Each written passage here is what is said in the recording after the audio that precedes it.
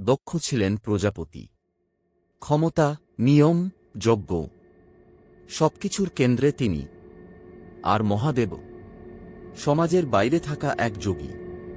দক্ষের চোখে মহাদেব ছিলেন অগোছালো, অনিয়ন্ত্রিত। নিজের মেয়ের বিয়েতেও এই অপমান তিনি মেনে নিতে পারেননি। একদিন দক্ষ আয়োজন করলেন বিশাল যজ্ঞ। দেবতা, ঋষি সবাই আমন্ত্রিত।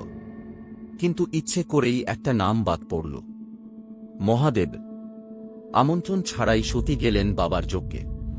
সেখানে দাঁড়িয়ে সবার সামনে শুনলেন স্বামীর অপমান। এই অপমান শুধু মহাদেবের নয়, এটা তাঁর অস্তিত্বেরও।